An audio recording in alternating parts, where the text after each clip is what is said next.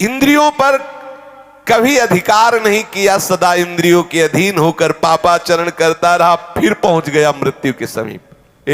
फिर गया। जिस महान दुर्गति से बचने के लिए हरि ने अवसर दिया था, फिर वहीं पहुंच गया। चूक हो गई। अब उस समय उसको जितने उसने पाप किए, भोग भोगे, वो सब एक साथ आकर्षित करते, ध्यान रखना, आकर्षित करते हैं। एक शब्द उच्चारण नहीं कर सकता, हृदय थर थर कांपने लगता है, श्वासों में कफ रुक जाता है, श्वासों में जाके अरे बहुत दुर्गति होती है, कफ रुक जाता है, ना तो नींद ले सकता है, ना तो भूल सकता है। कितने कितने भयानक कष्ट उसके ऊपर।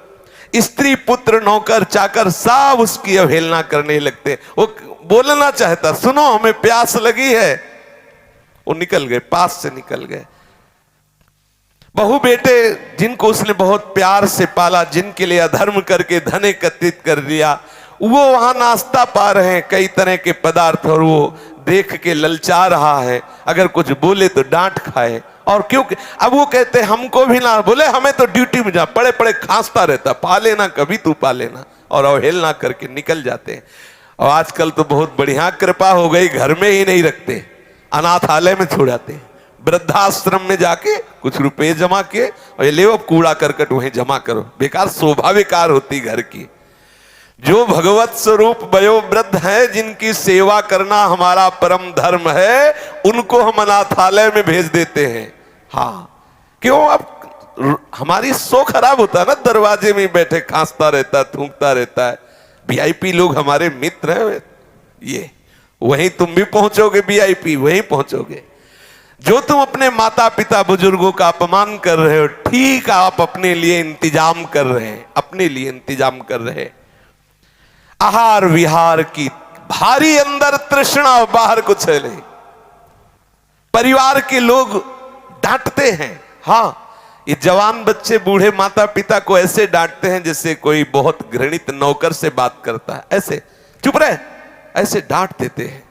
वो माता जिसने अपना वक्षा स्थल का दूध पिलाकर उसे बड़ा किया, जिसने उसे मल धोया, जिसने उसने अपने प्राणों की तरह पोषण किया, ठीक ऐसा जवाब देता है वही बालक जवान, उसका हृदय विदीर्ण हो जाता। मैंने तो आशा की थी ये कभी प्यार से और कभी पास बैठकर उनसे बात भी नहीं करता। वो भयंकर क्लेश में जलता है। जो जो उसने कर्म किए वो कर्म उसके ऊपर हावी होते हैं। अब लंबी लंबी सांस ले रहा, असमर्थ हो गया, कोई उपाय नहीं दिखाई दे रहा। मृत्यु काल का समय आ गया। अब उसका दम घुटने लगा, शरीर कांपने लगा, बार बार मूर्छा होने लगी। ऐसी अवस्था में उसका चिंतन फंसता है, मेरे धन का क्या होगा? ये सब वो भोगेंगे जिनके लिए मैंने सब कमाया, वही मुझे गाली दे रहे हैं। ये धन भोगेंगे, मेरा धन भोगेंगे। वो चिंतन कर रहा पड़े पड़े, मेरे पीछे ये मेरी स्त्री कैसे रहेगी? क्योंकि इसने जीवन भर हमें प्यार किया, अब वो भी वृद्ध है, इसकी पता नहीं बच्चे देख रेख करेंगे कि नहीं करेंगे। ये नौकर लोग पता नहीं हमारे परिवार का ख्याल करेंगे कि नहीं करेंगे। बड़ा बस यही चिंतन। एक ऐसे ही चिंतन किए, मरे तो कुत्ता बने आकर के, और अपने दरवाजे में छोटे पिल्ला बने। जब पत्नी को देखते कू कू करके, पत्नी लात मारती है वो, अब वो फिर उसकी तरफ तो लड़कों को बुलाती, ये दुष्ट डंडे मार को को करके भागता, ना रोटी मिलती है, वो घर की तरफ भागता, क्योंकि उसको ये था मेरा ही घर है ना। दुर्दशा होनी। छिपकली बन के दीवार में रंगोगे, घर वाले निकाल के मार डालेंगे, मारो इसको छिपकली, सांप मारो इसको, मारो, क्योंकि इसने भजन नहीं किया, अब आके घर में रहना चाहता है। ममता जनित चिंताओं से वो मरणासन मनुष्य व्याकुल हो जाता है। महाबलशाली भगवान यमराज के पार्षद जो भयंकर देह, केवल लघु शंका छूट जाती उनको देखने से। इतने भयंकर हैं यमदूत, ऐसे थोड़ी है। देखने से जब आके घुर्राते हैं तो लघु शंका छूट जाती है, घुरघुराहट शुरू हो जाती है। अब कभी भजन किया नहीं तो सर्व समर्थ श्री हरि प्रिया का याद नहीं आया, स्मरण नहीं आया, नहीं वो बचा लेते। आंखें उलट गई, तालु कंठ ओठ सूख गए, भीषण यंत्रणा, बार बार हाथ पैर पटकता है, कंठ रुक जाता है, श्वास की गति रुक गई, गले में कफ आके अटक गया और यमराज के दूध पिटाई शुरू किया, निकल बाहर इस घर से, मिला था ये शरीर तेरे को भजन करने के लिए, अपराध के अब चल, तुझे हम दिखाते हैं उसका परिणाम क्या होता है।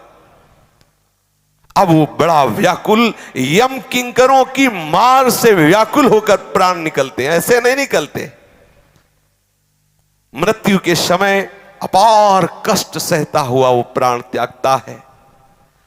उस मनुष्य को जो धर्म विरुद्ध आचरण किए, पापाचरण किए, यमदूत पीटते हुए, नाना प्रकार की भयंकर यातना देते हुए, घुड़कते हुए, घसीटते हुए उसे ले जाते हैं यमपुरी, जहां से ले जाया जाता है गरम बालू, अग्नि और नुकीले यंत्र लगे हुए मार्ग में, घुस जाए पैर में, जलती हुई भयंकर उस यात्रा को घसीटते हुए पूर्ण करते हैं। न पानी, न भोजन, न मार ऊपर से चल रही, वो भयंकर नरकों की यंत्रणा को भोगता है।